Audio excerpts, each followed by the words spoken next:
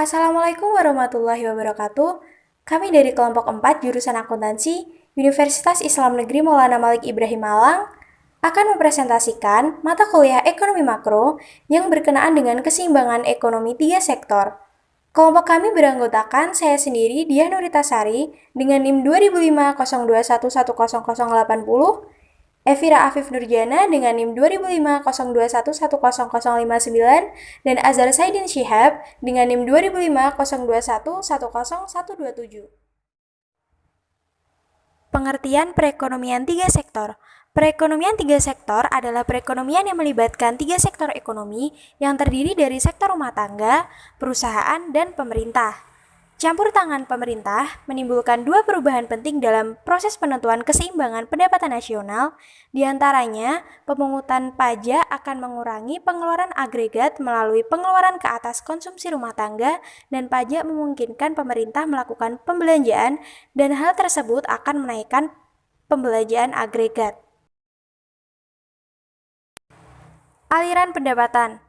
Aliran pendapatan adalah aliran dari sektor pemerintah ke sektor rumah tangga yang timbul karena pembayaran terhadap konsumsi faktor produksi yang dimiliki sektor rumah tangga oleh pemerintah. Campur tangan pemerintah dalam perekonomian akan menimbulkan 3 jenis aliran baru dalam sirkulasi aliran pendapatan. 3 jenis aliran baru tersebut adalah yang pertama yaitu pembayaran pajak oleh rumah tangga dan perusahaan kepada pemerintah. Pembayaran pajak tersebut menimbulkan pendapatan kepada pihak pemerintah dan merupakan sumber pendapatan pemerintah yang terutama.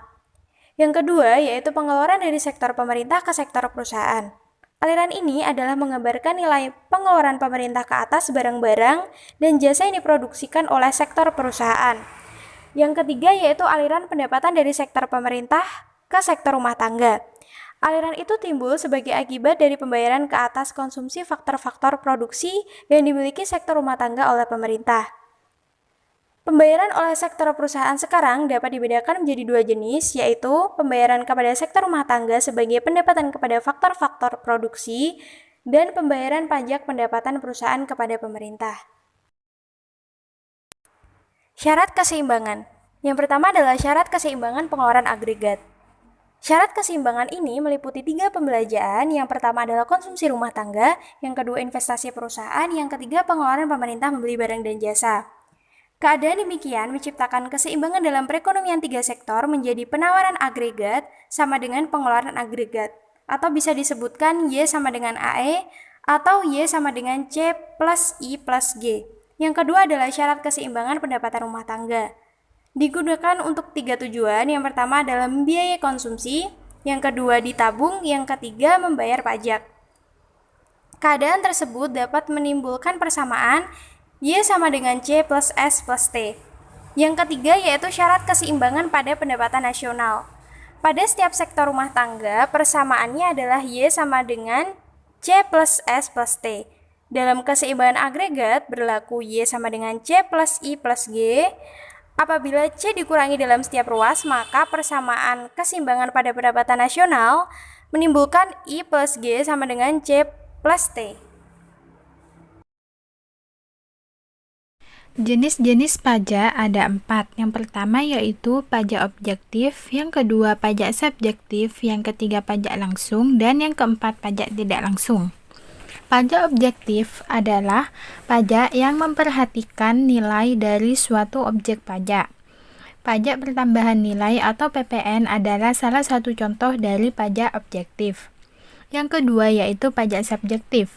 Pajak subjektif merupakan pajak yang pengenaan beban pajaknya memperhatikan pribadi wajib pajak atau dapat disebut dengan subjek pajak, di mana kemudian baru menetapkan objek pajaknya.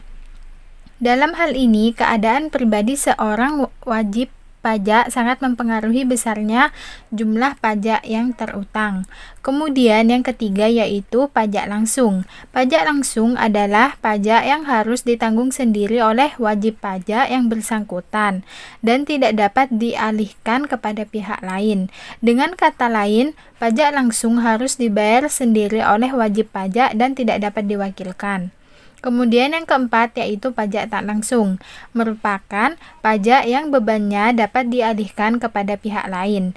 Dengan kata lain, pembayarannya dapat diwakilkan kepada pihak lain. Pajak ini tidak memiliki surat ketetapan pajak, sehingga pengenaannya tidak dilakukan secara berkala, melainkan disesuaikan dengan tindakan perbuatan atas kejadian.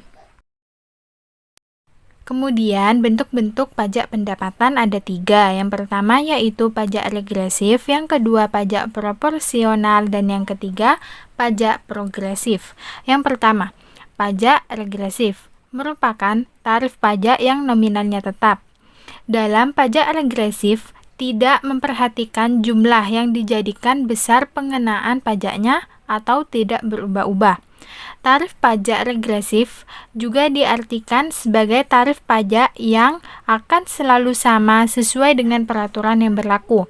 Kemudian yang kedua yaitu pajak proporsional, merupakan pajak persentasenya sama namun untuk pendapatan yang berbeda-beda. Jadi, secara proporsi, persentase pajak yang dipungut terhadap mereka yang berpenghasilan rendah dan tinggi adalah sama. Atau dengan kata lain, sistem pajak ini tidak membedakan penduduk yang miskin maupun yang kaya, atau perusahaan besar maupun yang kecil. Kemudian yang ketiga yaitu pajak progresif, merupakan pajak persentasenya tergantung dari besarnya pendapatan yang diterima oleh wajib pajak. Jadi, semakin tinggi pendapatan seseorang atau perusahaan, maka semakin tinggi pula persentase pajak yang harus dibayarkan. Begitupun sebaliknya, semakin rendah pendapatan seseorang atau perusahaan, maka semakin rendah pula persentase pajak yang harus dibayarkan. Ya, kemudian, efek pajak terhadap konsumsi dan tabungan. Dalam perekonomian yang telah mengenakan pajak berhubungan di antara pendapatan disposibel dan pendapatan nasional. Hubungan di antara pendapatan disposibel dan pendapatan nasional dapat dinyatakan secara berikut. Pendapatan disposibel atau yang disebut juga YD sama dengan pendapatan nasional atau Y dikurangi pajak atau T. Penurunan pendapatan disposibel akan mengurangi konsumsi dan tabungan rumah tangga. Hal ini disebabkan karena pajak yang dibayarnya mengurangi kemampuannya untuk melakukan pengeluaran konsumsi dan menabung. Pajak yang dipungut akan mengurangi pendapatan disposibel sebanyak pajak yang dipungut. Penurunan pendapatan disposibel menyebabkan pengeluaran konsumsi dan tabungan rumah tangga akan berkurang pada berbagai tingkat pendapatan. Pengeluaran pemerintah. Pajak yang diterima pemerintah akan digunakan untuk membiayai berbagai kegiatan pemerintah. Di negara-negara yang sudah sangat maju, pajak adalah sumber utama dari perbelanjaan pemerintah. Penentuan pengeluaran pemerintah ada 3. Yang pertama, proyeksi jumlah pajak yang diterima. Yang kedua, tujuan ekonomi yang ingin dicapai. Yang ketiga, pertimbangan politik dan keamanan. Sistem perpajakan menurut Islam. Sistem perpajakan menurut Islam yaitu sistem perpajakan yang diterapkan saat pemerintah Rasulullah SAW sampai pemerintah Khulafaur Rasyidin.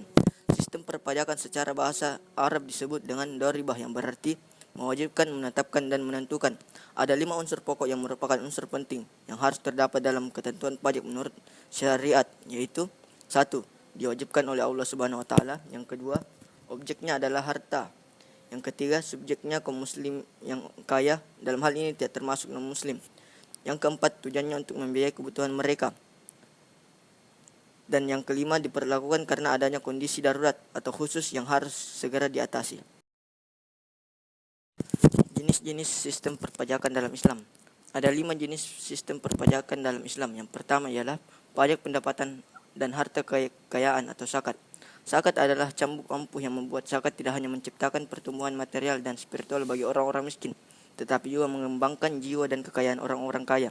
Secara filsafati, zakat mempunyai arti penting sebagaimana ditentukan oleh Al-Kasani. Pertama, menunaikan zakat merupakan upaya untuk menolong orang lemah dan memiliki keterbatasan. Yang kedua ialah pajak pribadi atau jizyah. Jizya adalah pajak yang dibayar oleh orang-orang non-muslim sebagai pengganti fasilitas sosial ekonomi dan layanan kesejahteraan lainnya, serta untuk mendapatkan perlindungan keamanan dari negara. Yang ketiga ialah pajak biaya impor atau USER. USER adalah pajak biaya impor yang dikenakan pada semua pedagang, dibayar karena hanya sekali dalam setahun dan hanya berlaku terhadap barang yang nilainya lebih dari 200 dirham. Rasulullah Shallallahu Alaihi Wasallam berinisiatif mempercepat peningkatan perdagangan. Usar dibebankan atas volume perdagangan. Semakin besar volume perdagangan, semakin besar pula usar yang harus dibayarkan. Yang keempat ialah pajak tanah atau kharaj. Sumber pendapatan yang pertama kali diperkenalkan di zaman Rasulullah Shallallahu Alaihi Wasallam adalah al-kharaj, yaitu pajak terhadap tanah. Kharaj ditentukan berdasarkan tingkat produktivitas dari tanah, bukan zoning. Dan yang terakhir ialah pajak harta rampasan perang atau ghanimah. Ghanimah merupakan jenis barang bergerak yang bisa dipindahkan. Harta ini diperoleh dalam peperangan melawan musuh. Anggota pasukan akan mendapatkan bagian sebesar 4/5 dari jumlah yang ada dan sisanya dipergunakan untuk bagi kepentingan umum dan keluarga Nabi. Sekian, terima kasih. Apabila ada salah kata, kami mohon maaf. Wassalamualaikum warahmatullahi wabarakatuh.